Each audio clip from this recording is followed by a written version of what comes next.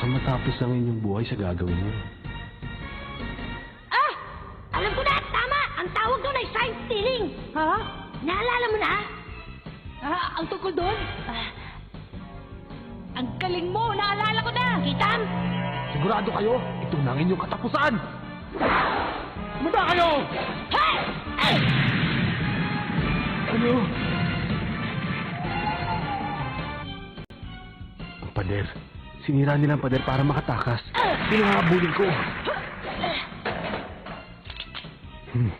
Mautak ang dalawang yon. Naghiwalay sila para malito ko. Pero kung sa butas ko hahabulin ng isa, wala na siyang kawala. May nagiba na namang pader. Isa pa. Huwag sa bilis ng isang yun Kaya ito na lang hahabulin ko. Ayaw na huminto!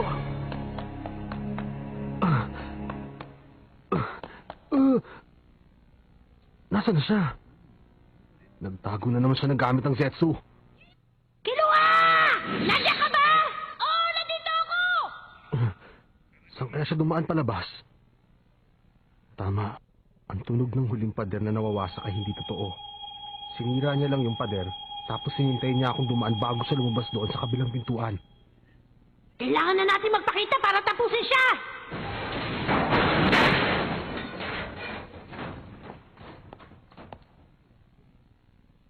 Magaling silang magtago. Susugurin na kaya nila ako? Nakakainis. Ang makabagong paraan gamit ang Ren at Ten. Ang kapangyarihan ng aura ay umiikot sa buong katawan ng tao. Pwede ko itong palakihin basta ginusto ko. Kapag ginawa ko to, siguradong mararamdaman ko ng tunay na kapangyarihan. Kayang-kaya itong palawakin ng isang eksperto sa sukat na 50 metro. Samantalang ang magagawa ko naman ay hanggang sa makakayang abutin ng aking espada. Pero sapat na yon. Kapag lumapit sila, uunahan ko kaagad. Ngayon, handaan na ako para sa inyo. Ano ka, Sira? Akala niya siguro magtatagal pa tayo sa lugar na yon. Makipagtaguan ka mag-isa! Isa kang baliw! Alam mo, gusto ko na talaga siyang patulang kanina eh. Imposible. Kahit magsabay tayo, siguradong wala tayong magagawa. Mapapahamak lang tayo. Kahit 100%? Hindi naman. Masasabi ko lang, hindi siya isang baguhan sa paggamit ng kapangyarihan ng Nen. Bakit? Anong problema? Sa wakas, nagsalita na rin ang tunay na Kiluwa. Madalas kasi ako magsalita ng mga bagay na walang kwenta at ikaw lang ang pumipigil sa akin, hindi ba? Inaasahan kita, Kiluwa. Ano bang pinagsasabi mo dyan? Ano nang gagawin natin ngayon? Depende ako anong gusto mong gawin. Bakit? Ano bang plano mo? Gusto mo ba silang balikan? Alam ko yun. Hindi naman yun nalalayo sa ating intensyon eh. Kaya tayo pumunta dito, hindi ba? Kapag nakahuli tayo ng 3, 6 na bilyon na agad yun. Pero kailangan pa rin natin palakasin ang kapangyarihan ng ating Nen. Dahil yun na lang ang alam ko natitirang paraan. Para makalaban tayo ng patas sa mga taong yun. Para matutunan yun, magpaturo na tayo kagad kay Kurapika. Ano? Bakit? Dahil ang mahilig sa kadenong tumapos sa kanilang kasamaan ay walang iba kundi si Kurapika. Ano? Sabi na nga ba't hindi mo naisip yun? Si Kurapika? Ibig sabihin siya ang tumapos doon sa isang miyembro ng Ryodan. Malamang ganun na nga nangyari. Pero ang hindi ko alam kung paano niya nagawa yun. Malalaman natin yan pag nakita na natin siya. Kung siya nga ang may gawa, siguradong may pag-asa tayo. Halos kasabay lamang natin siya ng pag-aralan niya ang Nen eh. Nasa atin na ang lahat ng kakayahan na dapat nating matutunan. Pero higit sa lahat, kailangan natin ng napakalakas na kapangyarihan para makalaban ang grupo ng Geniryodan. Kung gano'n ang susi sa lahat ng ito ay walang iba kundi si Kurapika. Tama. Ikaw ang dahilan kung bakit ako nakaabot sa lugar na ito. Maging hunter tayong dalawa. Hanapin natin si Kurapika.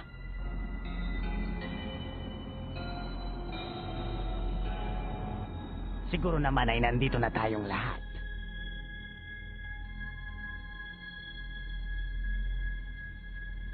Ako na ang magsasabi sa inyo kung ano ang inutos ng 10 pinuno.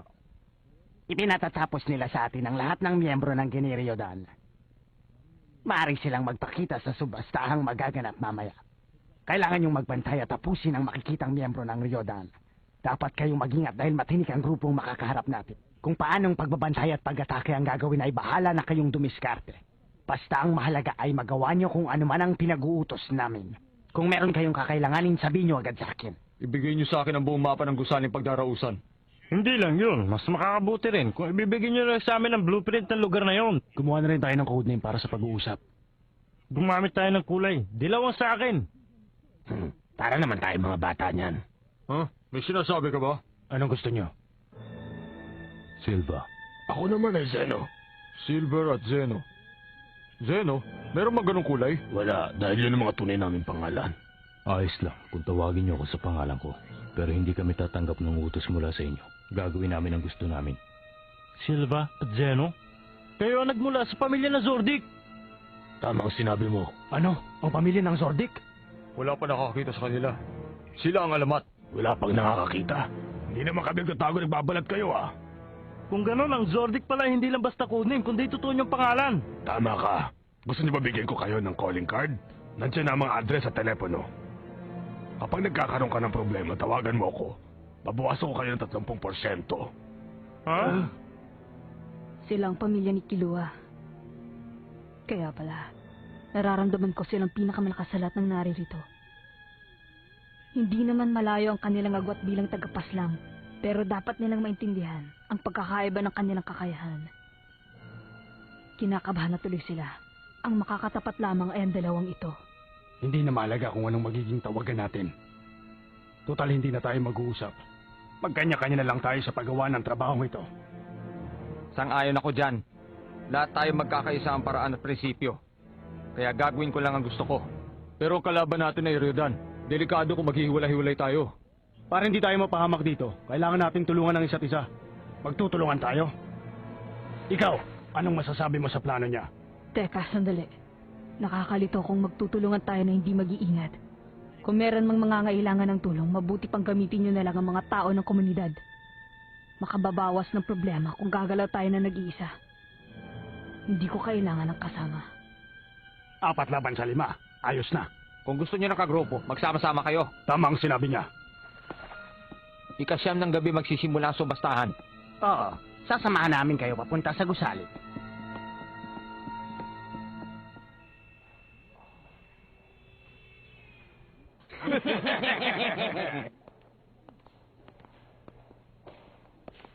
Kumusta na, Nostrad? Matagal din tayong hindi nagkita. Eto, ayos naman. Ayos naman. Magaling. Mukhang masyado ka na yatang mataas na tao ngayon, ha? Kailan lang ay pakalat-kalat ka lang sa kalye sa syudad na ito, hindi ba? Pero tingnan mo ngayon, kung makipag-usap ka sa amin ay kaswal na kaswal. Siya nga pala, kumusta na ang iyong kamay? Maaari mo ba yung pakita sa amin? Kamay. Sandali, ang balita ko umuusok na daw ang iyong kamay sa kakikiskis. Wala ka na rin daw fingerprints ngayon. Nahihirapan ka bang pagtakpan ng kapalpakan ng iyong mga hula? Mabuti pang magpahinga ka na lang. Baka magliya pa ang iyong mga kamay sa ginagawa mong yan.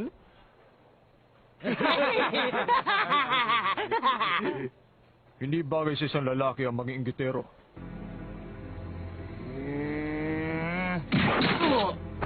Sensi! Tama na! Teka muna, sino ka ba, ha? Bitiwan mo ang kamay ko dahil binabayaran ka lang dito. Ano ka ba? Sensi, bayaman siya! Sayang na panahon mo. Alam ko kung ano ang gusto mo sabihin. Pero tama na yan. Tumigil ka na.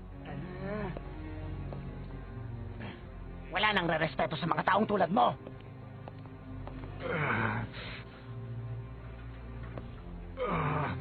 Eto, Ayos lang ako. Marami talaga naiinggit sa akin tagumpay. Hindi nila matanggap na wala silang kakayahan para maabot kung nasaan ako. Wala silang ibang nalalaman kundi kahangalan. Sa panahon ngayon, ang pinaka-importante sa mundong ito ay sapat na impormasyon. Ano kaya ang pinakamahalagang impormasyon? Sa palagay mo, Kurapika,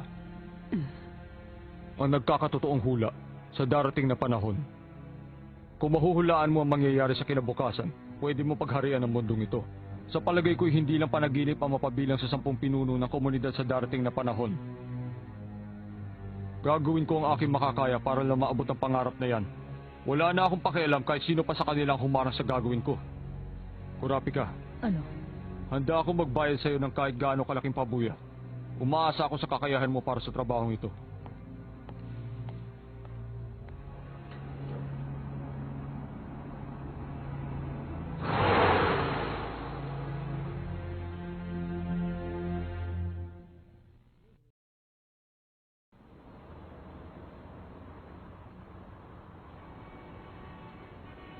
Hindi. Hindi. Hindi. Isa yung kasi tungalingan. Sa tuwing nangangako sa akin si Daddy, alam ko na walang katotohanan ng lahat ng iyon. Ayos lang ako. Makakarating ako doon kahit ako lang mag-isa. Pero, kailangan ko ng permit para makapasok sa loob. Kung hindi ako mag-isip ng paraan, hindi ako makakabot sa subastahan. Ay, ano nang gagawin ko ngayon? Ayos na po yan. Sige, makakapasok na kayo. Malaki ang naitutulong ng mga pulis. Kailangan para sa Generio Dan. Mahigpit sila nagbabantay hanggang sa 1 kilometro na layo dito. Ang sino man pumasok na walang permit ay mapapahamak. Hello? Kurapika, meron tayong problema. Nakatakas si Boss. Ano bang nangyari? Kasi yung namimili si Boss dito. Kaya ang buong akala namin walang magiging problema. Tapos, nawala na lang sa bigla. Hindi ko alam kung saan nagpunta ang babaeng yun. Talaga? Bumalik na lang kayo sa hotel. Maliwanag. Pasio, alam na niya kung saan si Boss. Bumalik na lang doon tayo sa hotel. Walang problema. Teka muna, ayos lang kay si Kurapi kasi iniisip niyang plano. Nakabawi na siya doon sa mga natamo niyang pinsala sa una niyang pakikipaglaban. Ano naman ang naging reaksyon niya doon sa grupo ng tagapaslang? Ang pagkakaintindi ko sa itinutubok ng kanyang puso, ayaw niya makipagtulungan sa mga tao yun. Dahil ang gusto niya ay magtrabaho na mag-isa. Bakit ayaw niya? Dahil meron siyang prioridad at hindi niya kailangan ng tulong ng kahit na sino sa kanyang misyon. Ang matagal na niyang pangarap na pinipilit niyang makamit kahit isakripisyo pa niya ang kanyang sariling buhay. Sa palagay ko ay nakapagdesisyon na siya na unahin ang kanyang prioridad. Nakakatamad pala ang buhay niya. Hindi ko kayang gawin yan. Ano pa mangyayari sa'yo kung isasakripisyo mo lang ang buhay mo? Malaking kasalanan kung hindi ka tatanggap ng kaligayahan. Ewan ko ba, magkaiba tayo ng pananaw sa buhay. Alam na namin kung nasaan si boss. Bumalik na lang tayo sa hotel. Sige. Tama ka. Totoong sinabi mo. Ano balita? Ang sabi nila ay nakatakas daw yung... Huwag kayong mag-alala. Sigurado makikita natin siya sa lugar na yun. Susubastahan? Tama ka. Siguradong pipilitin niyang makuha ang bagay na gusto niya. Masyado na makulit ang batang yun.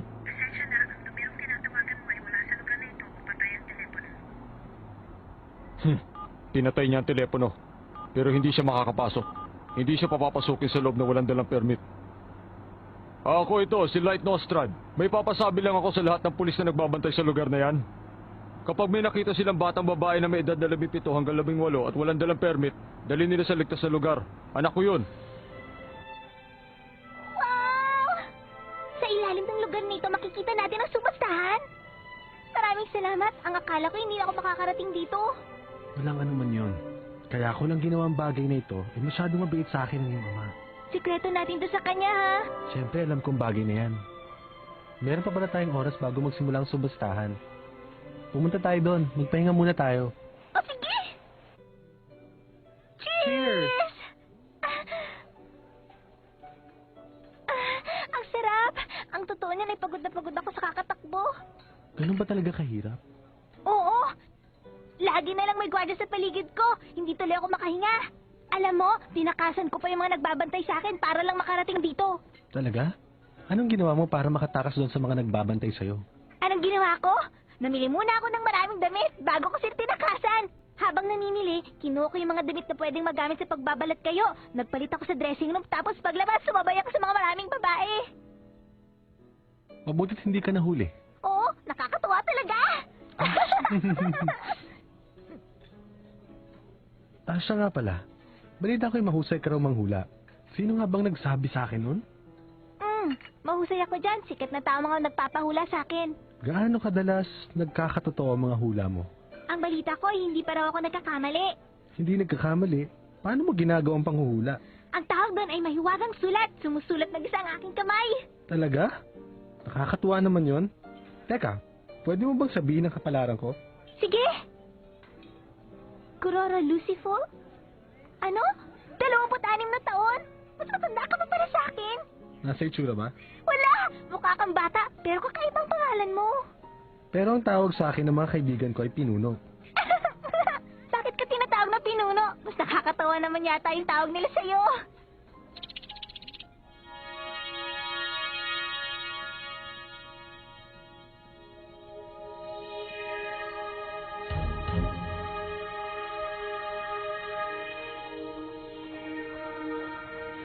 Ano? Nakapasok na siya? Opo, pero bago ko po natanggap ang inyong utos. Nakasakay siya sa isang taxi at walang permit kaya pinigilan ko kaagad. Kung gano'n, nahuli na pala ako. Makinig ka. Kopyahin mo ng marami ang kanyang larawan at ipahanap mo siya. Magmadali ka dyan! Ako na lang hahanap sa kanya. Ha? Meron ka bang hawak na mapa ng buong lugar na ito? O yan, tapos na. Patingin? O sige. Alam mo, kakaibang ginagawa kong panghuhula. Binubuo siya ng 4 hanggang 5 talata. Nakalakay dyan ang lahat ng mangyayari sa'yo sa 4 na linggo ng 1 buwan. Kaya yung nakasulat dyan sa unang talata ay baka tapos nang mangyari. May bahagi ng mahalagang kalendaryo ang maglalaho. May bahagi ng mahalagang kalendaryo ang maglalaho at ang mga natitirang buwan ay magdadalamhati. Ang tonong ihahatid ng orkestra sa darating na 11 buwan ay magdudulot ng katahimikan. Ang bulaklak ng chrysanthemum pati ang kanyang mga dahon ay unti-unti nang malalagas kasama ang katawan ng mga pulang mata na may bahid na dugo na nakahiga sa lupa. Maging masaya ka sa kung anong magaganap. Mas magandang hanapin ang iyong mga kaibigan dahil ito ang maghahatid sa iyo sa matagal mo nang hinihintay.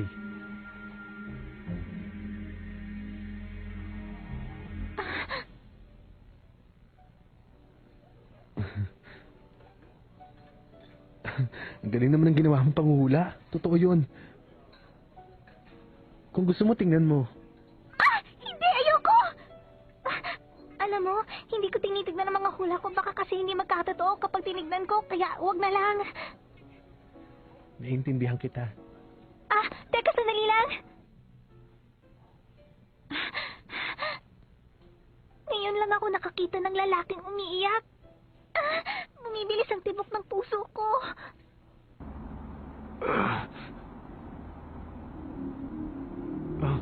Mukha yatang anak mo ay nasa loob na ng gusaling paggaganapan ng subastahan. Ano sinabi mo? Berting, bilisan mo na! Oras na. Pupunta na ba tayo? Oo. Salamat. Dahil ikaw nakasama ko dito. Bakit naman? Dahil hindi ka katulad ng daddy ko. Wala sa itsura mong magsisinungaling. Maaari ba ako magtanong? Oo. Sa ginawa mong panghuhula, may bahaging nagsasabi tungkol sa kamatayan. Naniniwala ka ba na may kabilang buhay? Hindi talaga ako naniniwala doon. Ang panghuhula ay ginagawa lamang para sa mga taong nabubuhay. Ang itinatanong mong yan ay isang malaking palaisipan na hanggang ngayon ay wala pa rin kasagutan. Ginong Kuroro, malalaman mo yan kapag namatay ka na. Sigurado yan. Tamang sinabi mo. Salamat. Pero hindi sa akin nagmula ang mga salitang yan. Noong bata pa ako, nakapanood ako ng isang manghuhula sa telebisyon.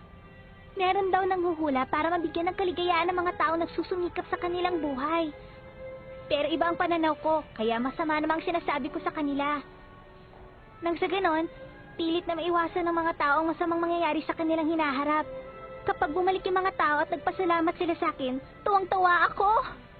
Kaya naman hangang-hanga talaga ako sa mga hulang yon. Siya yung Galaxy Mother, hindi ba? Tama ka! Naalala ko na. Hindi siya naniniwala sa kabilang buhay. Tama ka ulit. Kaya hindi ako naniniwala sa tinatanong mo. Ako ay naniniwala sa mga buhay na kaluluwa. Kaya naman iniisip ko kung ano talaga ang gustong gawin ng mga nilalang na walang buhay. Gustong gawin ng mga nilalang na walang buhay? Ano yun? Gusto mong malaman? O sige. Madali lang. Malalaman mo. Binibini, ano nangyayari? Binibini! Binibini! Gumising ka! Paano? Magpapatugtog na ba ako ng requiem?